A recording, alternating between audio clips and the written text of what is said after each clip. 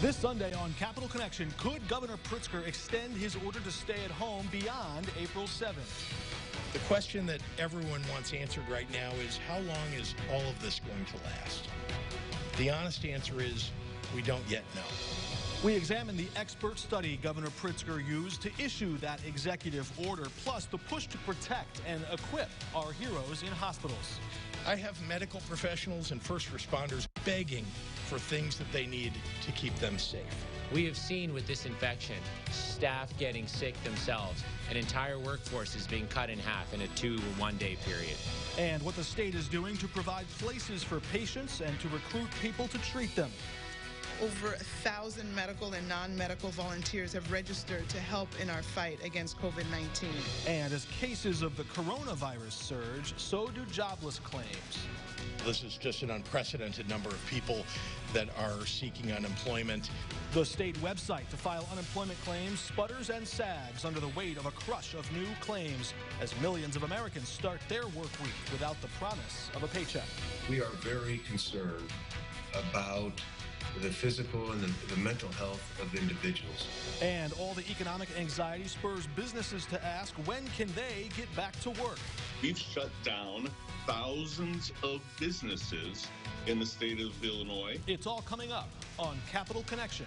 From the Illinois State Capitol Rotunda, Capitol Bureau Chief Mark Maxwell is asking the tough questions. This is Capital Connection. Welcome to Capital Connection. I'm Mark Maxwell, reporting from the Illinois State House on this Sunday, March 29. Cases of the coronavirus continue to climb in Illinois, but however frightful and fatal that pathogen may be, it faces a formidable foe, our heroes on the front lines who wear white, our doctors and nurses putting their own lives at risk in a noble effort to save others.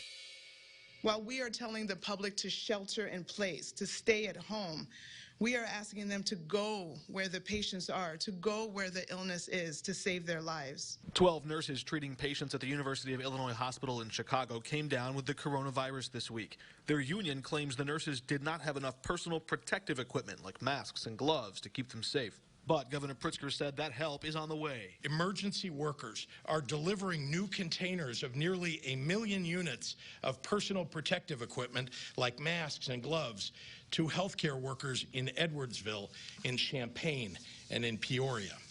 As doctors and nurses continue to treat sick patients and the state races to buy the gear they need, some people continue to meet in large groups in public spaces, violating Governor Pritzker's order to stay home and potentially spreading a deadly virus. If you're doing these things, you are spitting in the face of the doctors and nurses and first responders who are risking everything so that you can survive. If you get a loved one sick because you didn't stay inside, they will have to travel alone to the hospital without you by their side to comfort them and look after them, because hospitals and healthcare centers can't afford to accommodate visitors right now. Illinois' 200-plus hospitals are racing to build out enough bed space to prepare for a worst-case scenario where tens of thousands of patients sick with the coronavirus could flood their facilities in just 2 weeks' time. The Illinois National Guard is scouring empty hospitals and hotel rooms. The state is setting up emergency overflow triage tents, and hospitals are taking steps to stop elective surgeries, expand telemedicine to treat patients at home, and to build out the unused space they have now. Still, even with more volunteers and retired medical professionals back on the job and more places to treat the patients, hospital executives say that won't be enough to treat everyone if they don't get the supplies they desperately need. We have seen with this infection, staff getting sick themselves. An entire workforce is being cut in half in a 2 or 1 day period. We have physically transformed our hospital to address these needs. We've expanded our emergency department. We've transformed entire units into COVID hospitals, like mini units that are designed to take care of patients, specifically with this disease. Wednesday, the White House promised Governor Pritzker FEMA would send Illinois 300 more ventilators and 300,000 masks. One projection from the Illinois Department of Public Health found Illinois could need 3 times more ventilators than we have available now and 10 times more ventilators than President Trump promised. We need millions of masks and hundreds of thousands of gowns. 1 week ago, Governor Pritzker went on national television to pressure the president to take action. This should have been a coordinated effort by the federal government and the National Defense Authorization that the president has to, to essentially push this manufacturing really hasn't gone into effect in any way. 4 days later, Pritzker again repeated calls for President Trump to require American companies to make ventilators. Well, there is nothing that's been exercised with regard to the Defense Production Act. Every day I have pounded the table on the Defense Production Act and to make sure that the president is doing what he can do. He's not doing everything he can do. We need to protect the United States. He has the power to do that. I implore him to take up the Defense Production Act and actually utilize it from industry to industry. Then on Friday, President Trump yesterday went on a talk show to question whether Americans really need more ventilators to save people's lives. Last night you told Sean Hannity you didn't think that there was a need for 30 or 40,000 ventilators, yet today you basically federalized General Motors to produce tens of thousands. Well, I think there's a very good chance we won't need that many. And I think, frankly, there's a great chance that we're not going to need that many. To say that these comments are counterproductive is an understatement. And frankly, at worst, the comments are deadly. We need exactly what we're asking for, perhaps more. If we don't get the equipment we need, more people will die. During Pritzker's press conference, President Trump signed an order requiring General Motors to produce ventilators and accused the automaker of wasting time. This afternoon, I invoke the Defense Production Act to compel General Motors to accept, perform, and prioritize federal contracts for ventilators. Ventilators are a big deal. That is really great news. Invoking the Defense Production Act is so vitally important. As I said to the president directly, look, he's a businessman. He didn't want to interfere with the capital market, with the capitalist market. He wants business people to do what they do. That's all well and good, but we are in a crisis. We are in a national crisis. This invocation of the DPA should demonstrate clearly to all that we will not hesitate to use the full authority of the federal government to combat this crisis. This country's economy takes a turn for the worse, and Congress rides to the rescue. How state and federal governments are attempting to provide relief in a public health crisis that spurred a financial disaster.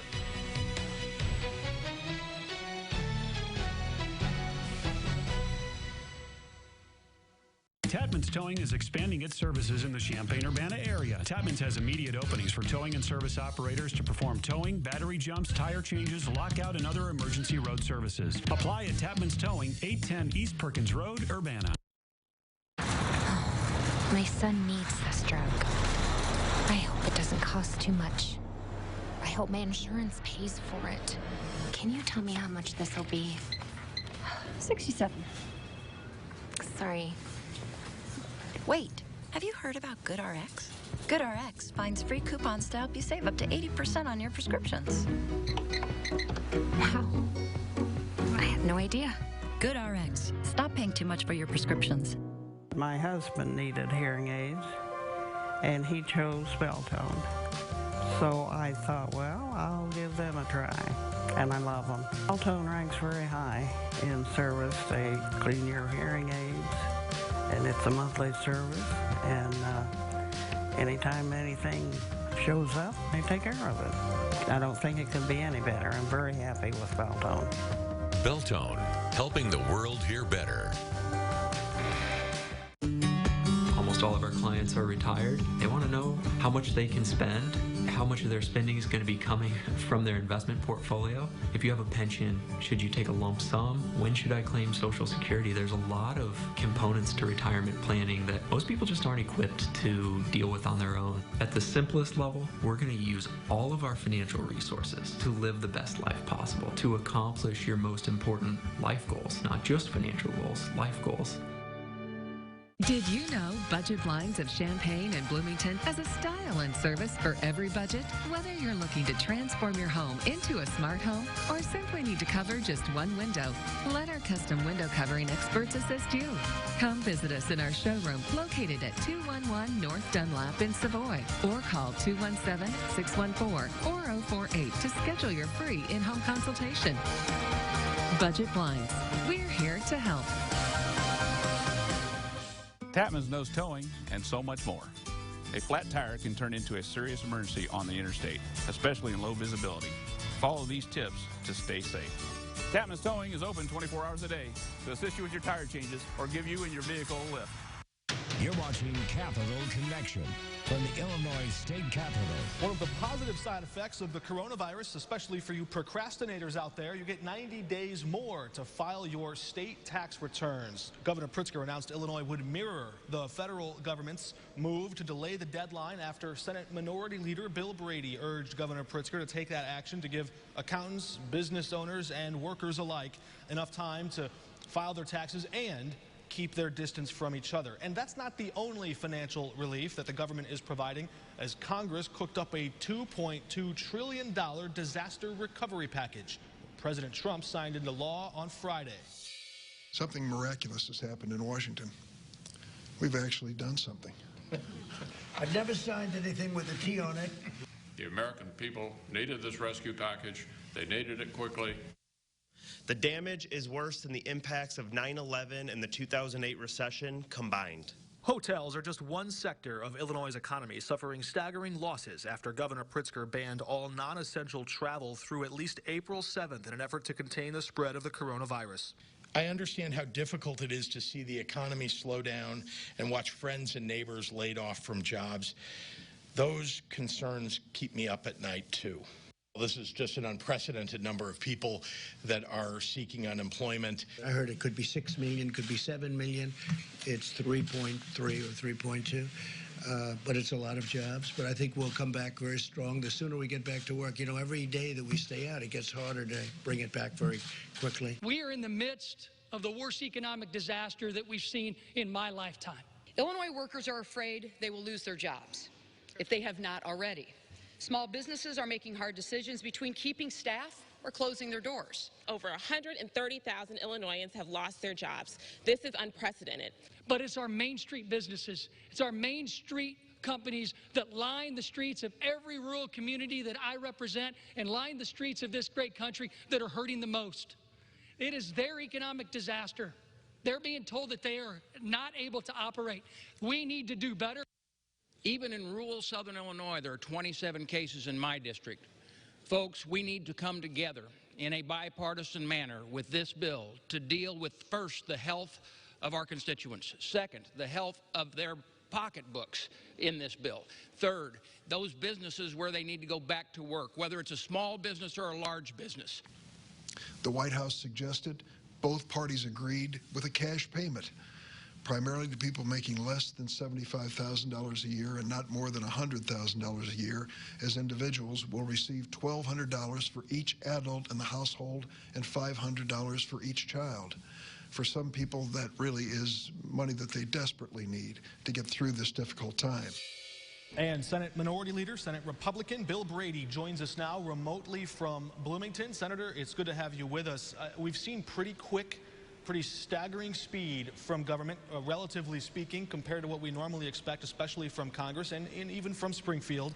But it's interesting to watch what government's doing here. They're banning evictions. They're pausing the due date on taxes. They're giving special relief to the homeless. They're giving aid, putting money right in people's pockets, pausing utility shutoffs, offering low-interest loans. We're just seeing all this compassionate surge of action from government in the face of this crisis. Isn't it interesting that that's the reaction, to tap into our compassionate nature and to pump the brakes on some of the more punitive taxes or penalties or things of that nature? What does that tell us about the nature of our government? Well, I know my discussion with the members of my caucus and other members of the General Assembly and the governor, and particularly members of my caucus, we are very concerned about the physical and the mental health of individuals. We also know that we are going to have to rebuild this economy after we tame this virus. And the things that we do now can lay the groundwork to enhance the livelihood of people's lives after we tame this virus and put people on the right footing. So I think these acts of compassion or good planning are in the heart and soul of, I know, the members of my caucus and others. So I think it speaks greatly to compassion that we in Illinois have for Illinois people. We've seen a lot of pressure in the public discussion, and we've seen reports about it in private from business groups like the U.S. Chamber of Commerce trying to bend President Trump's ear to, quote unquote, reopen the U.S. economy. But of course, governors will ultimately be the ones who are in the seat who make those decisions state by state. But aren't we in Illinois already pot committed here, if you will? We've already given that order to stay at home, to pause non-essential business operations. How do you walk away from the table halfway through if we know that curve has not yet been flattened and it hasn't started to come down? Right now, we're still on the upswing. Well, that's a difficult question. It was our question when the governor decided he wanted to implement this. And whether you agree with the governor's decision or not, we're in a position where we want to work with it. But looking for relief in areas. Illinois is a very diverse state. We've suggested that opening up parks, maybe even considering protocols for other businesses being able to open if they abide by the protocols that work toward prevent the spread need to be in consideration. And that one size order doesn't fit everything. So we're very open to the idea that some things could be reopened under certain protocols, but first and foremost, maintaining the public safety. All right, Senator. Well, thanks for joining us. Be well and stay safe. You too, Mark. Thank you. All right, we'll be right back with Todd Maisch from the Illinois Chamber of Commerce as employers assess the damage of the worst week of layoffs in American history.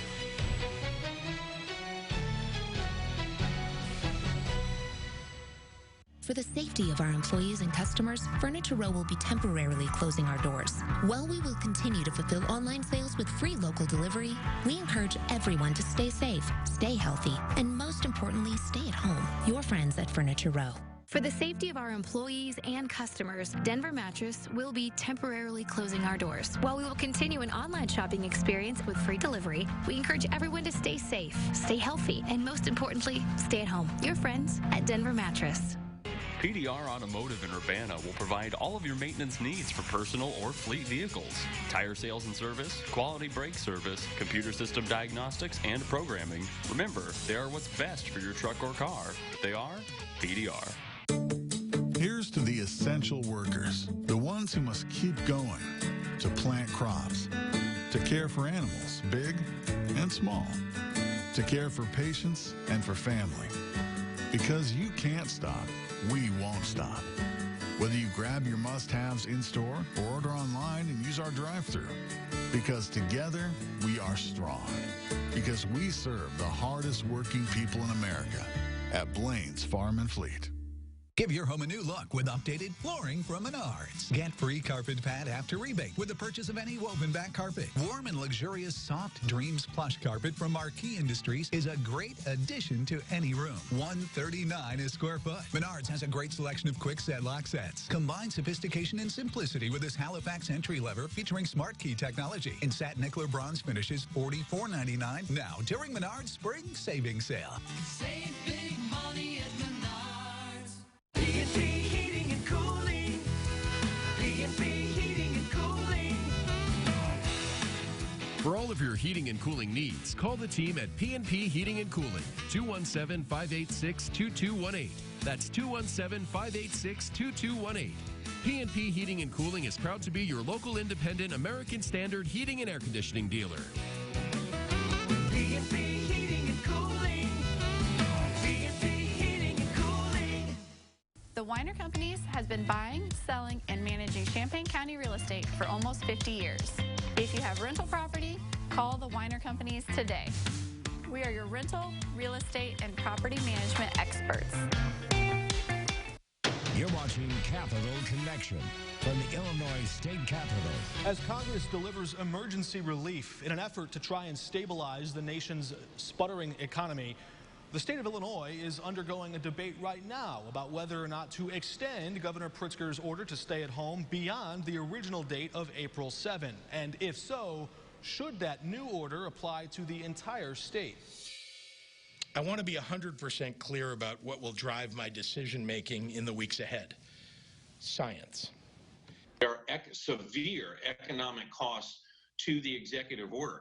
According to this study from math and medical experts at the University of Illinois, the cost of inaction would have been exponentially greater. We are relying upon epidemiologists, some of the best in the world, frankly, on our great public health director and her staff, and on the statisticians and those who are modelers. The study warned Illinois could have seen 12 times as many sick patients hospitalized from the coronavirus and 6 times as many deaths if it waited just 3 weeks more to institute a lockdown. The sacrifices that you are making are saving lives. The cases are very scarce throughout downstate. Senate Republican Dale Ryder points out that model was built to measure a rapid spread of a virus in a city with as many people in it as Chicago. We need to have a conversation about whether or not we should regionalize the executive order. The governor should regionalize the executive order. Ryder said if cases remain low downstate, he'll urge the governor to consider letting regions of Illinois out from under the order to stay at home.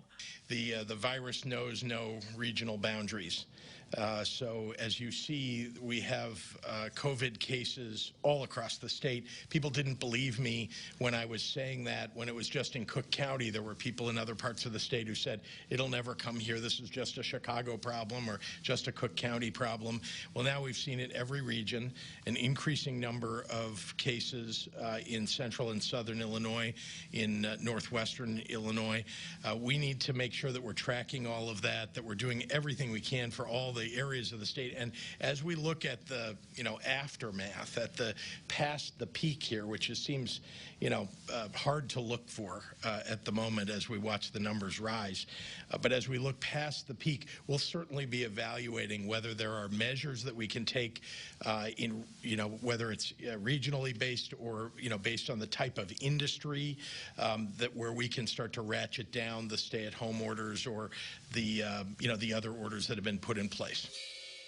And Todd Maisch joins us remotely from the Illinois Chamber of Commerce now. Todd, I wonder what you make first of that startling headline we saw from the U.S. Department of Labor on Thursday, that big, glaring red number, 3.3 million Americans filing a claim for unemployment. That's a record number. We've never seen it before.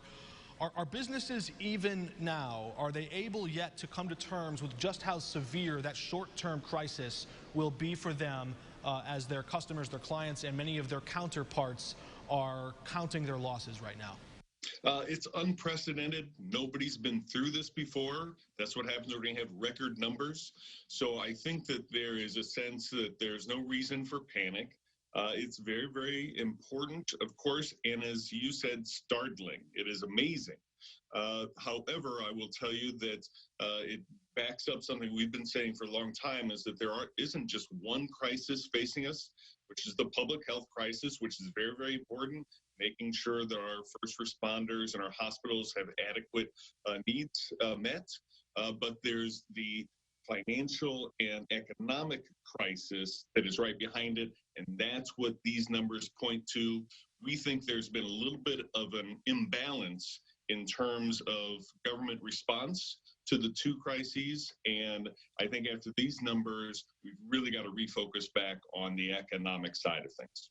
Aren't those two inextricably intertwined? It seems that if all hands were on deck trying to eradicate or tame the virus, first, that the economy would naturally start or more easily start to bounce back as soon as that first problem was done.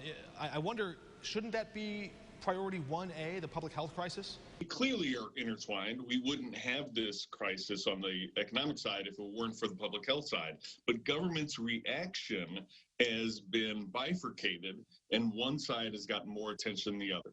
We've shut down thousands of businesses in the state of Illinois, and maybe that was appropriate, but we haven't given them enough support, in our opinion.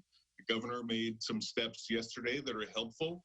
The unemployment insurance steps he made earlier were positive as well.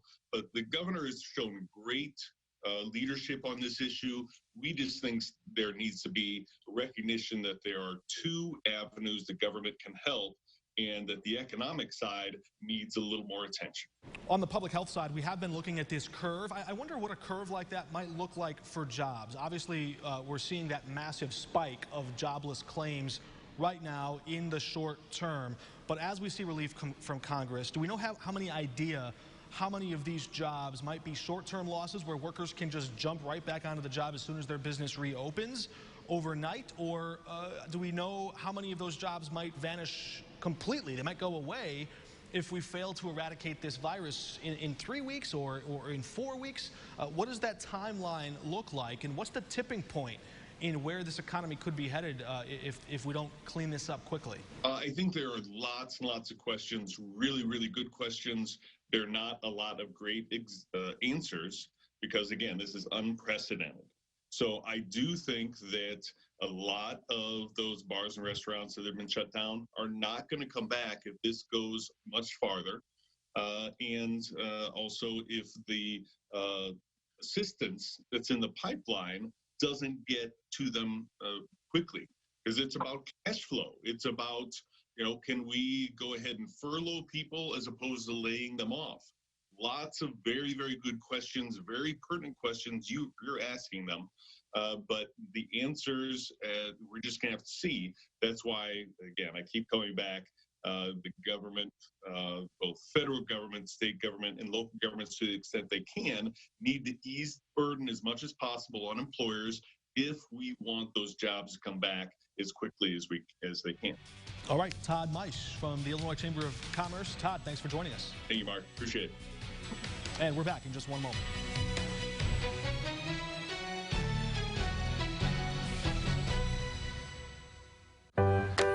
Hi, Linda. Looks like you've got a prescription to fill. Any idea how much that's going to cost in there? The exact same drug that's $10 at this pharmacy is $150 at this one. GoodRx finds prices and discount coupons on every prescription. Just input the drug name and instantly find savings at virtually every pharmacy in America. Next.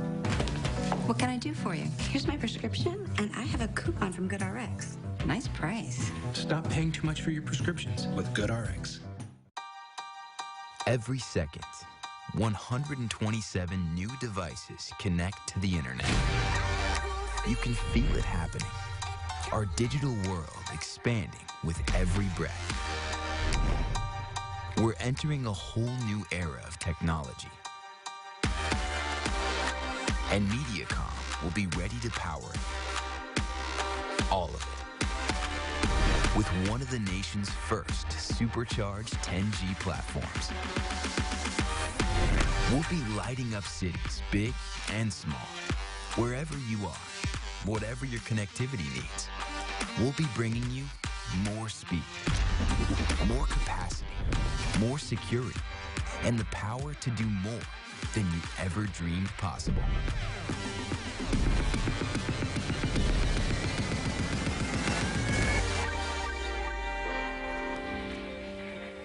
Breathe cleaner, fresher air with an iWave ionization purifier system sold and installed by Edelman. Improve your indoor air quality and reduce airborne particles that can cause respiratory problems with an iWave air purifier. Kills airborne viruses, bacteria, and molds, and reduces allergens, odors, and dust particles as it safely treats the air throughout the home or in the workplace. The iWave produces no harmful byproducts, requires no common replacement parts, and can be installed in the furnace or duct system in minutes. Breathe easy. Call Edelman today.